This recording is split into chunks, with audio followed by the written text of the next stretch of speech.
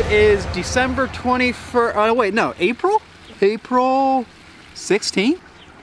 It's snowing. It's April. Calendar says April, so when it says April, we gotta go start working. We're here at a project. We installed this pond last summer. It's a nice little, it's one of our Simplicity series ponds, 10 by 14 with an 8-foot stream. And now we're here to install a patio around it. So looking forward to turning this outdoor space into something different.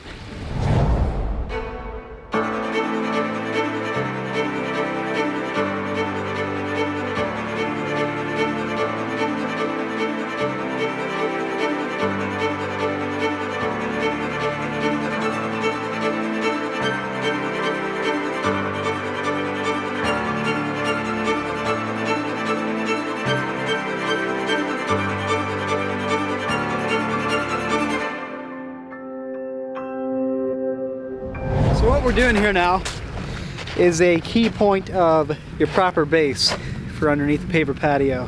What this stuff is it's a geotextile fabric. You can bring it up close and look at this. It's a woven fabric.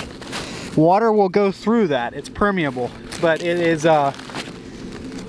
very strong lateral wise. So what this does is it creates a separation between the subgrade, the dirt, and the stone base that we'll be bringing in here. That stone over there on that pile. So this geotextile fabric does not allow the stone and the subgrade, the dirt below, to mix, which does not allow dirt or mud to pump its way up through the stone, which keeps your stone base solid, uncompromised, and compacted. If this soil was swampy or pumping or not solid, not consistent, we'd have to also amend the soil, the subgrade, with a type S mortar. What this would do is it would amend that weak subgrade and allow us to build a solid base over top of that. This is an important part of getting that lifetime durability for a patio.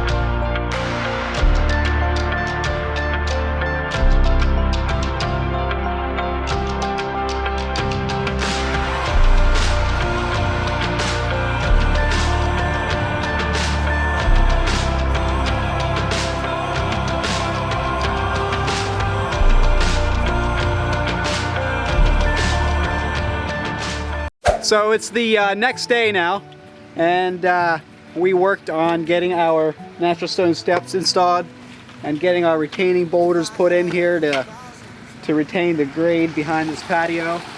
So all of that is in place, and we're now working on the fine-tuning of this stone base for the patio. So what we have is a 3-inch slope over a 20-foot span that will pitch the rainwater off the patio. It's critical that you get that right. You don't really want to overdo it either, because it's ugly if it looks steep, but you don't want to install it level, because that will pull water. The minimum requirements is 1 inch per 10 feet. We typically go 1.5 inches per 10 feet. So over this 20-foot span on this patio, we have this laser set at a grade to drop 3 inches over that 20 feet. So we can just go anywhere, being that laser set on a grade, we can go anywhere across this whole patio with this laser stick and get a reading on whether we're low or high. So you see we're good there. Pretty much bang on. We just got this whole area leveled out with the laser, and it's ready for the number 9 stone, which is that fine stone, that setting bed we put underneath the pavers on top of this. So we're going to plate this one more time, and we're going to build that boulder fire ring that goes in the center there. Another key point to doing base properly for a paver patio is making sure that you over dig. When we want a 20-foot wide patio, we don't dig 20 feet. we dig 22 or 23 feet so that you have this extra base outside the edge of your patio. That will allow that structure to be solid all the way to the edge. Without that, you would see a compromised edge over time.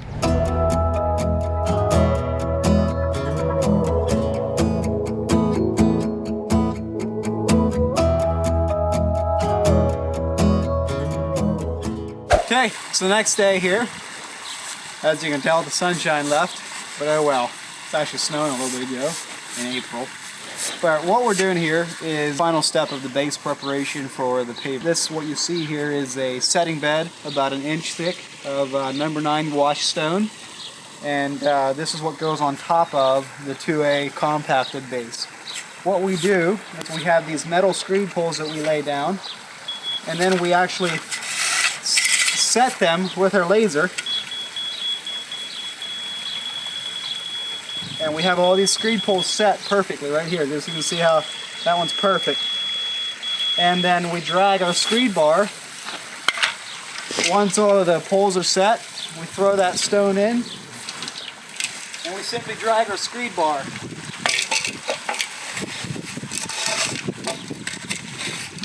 across the top of these poles. And that gives us that perfectly flat pavement. There's no humps, no dips.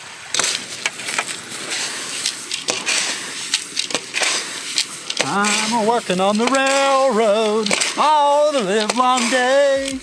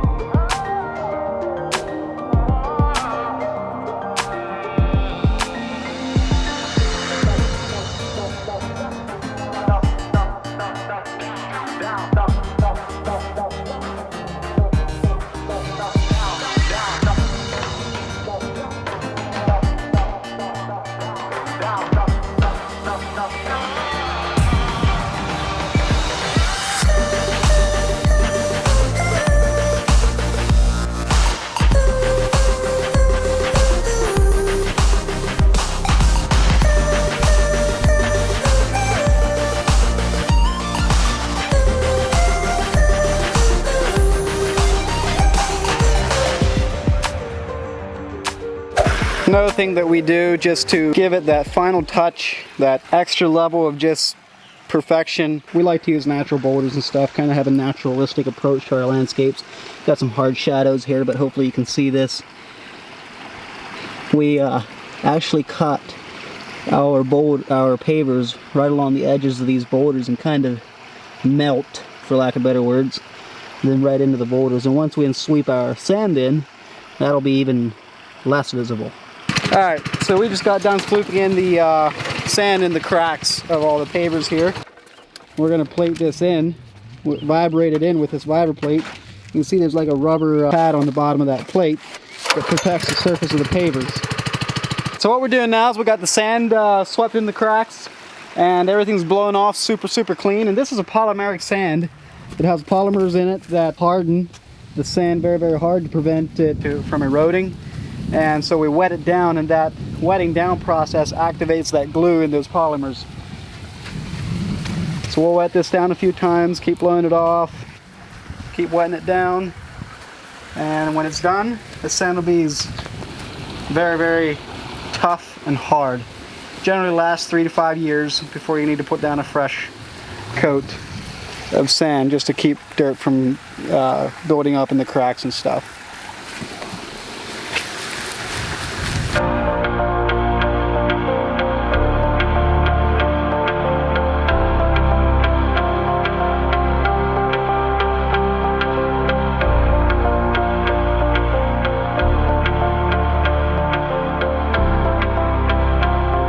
Wow, this is a different time and a different place. That project was back in April. Snow was still flying, but we just got the beauty shots for it, like after the grass came up and everything. So that's why we're pumping that video out here in the middle of the summer. But anyway, that should give you a good idea of all the things we address, the steps we take when we're installing paver patios. We do offer a lifetime guarantee on all of our paver patios. And as you can see, it's a pretty rigorous process to get a patio installed that will last a lifetime. But anyway, so thanks for watching this video. Drop a comment down there below the like button if you have any questions or if you have any comments on the final outcome. I'd appreciate it. Thanks. See you next time.